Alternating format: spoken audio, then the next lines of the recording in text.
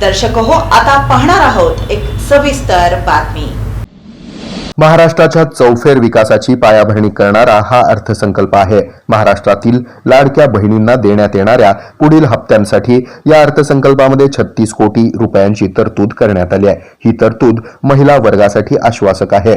महाराष्ट्राच्या आगामी नवीन औद्योगिक धोरणामुळे महाराष्ट्रामध्ये 40 लाख कोटी रुपयांची गुंतवणूक आणि त्याद्वारे 50 लाख रोजगार निर्मिती होणार आहे। महाराष्ट्रातील 24 लाख महिलांना लखपती दिदी करण्याचं उद्दिष्ट, महाराष्ट्र टेक्निकल टेक्सटाईल मिशनची स्थापना, नवीन गृहनिर्माण धोरण, प्रधानमंत्री शहरी आवास योजनेमध्ये सुविधा, पंतप्रधान सूर्यघर वीज योजनेतून सौर ऊर्जा संच खरेदीसाठी अनुदान अशा वैशिष्ट्यांसह हा अर्थसंकल्प महाराष्ट्राच्या सर्वांगीण विकासाला मोठा हातभार लावणारा ठरलाय, असं मत आमदार देवेंद्र कोठे यांनी व्यक्त केलं। नेतृत्वाखालील महाराष्ट्र सरकारनं सादर केलेल्या अर्थसंकल्पामुळे महाराष्ट्र आता थांबणार नाही, विकास आता लांबणार नाही, हेच स्पष्ट होतंय, असा विश्वास आमदार देवेंद्र कोठे यांनी व्यक्त केलाय।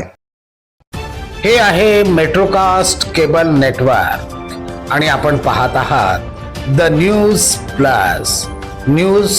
प्लस बरच काही।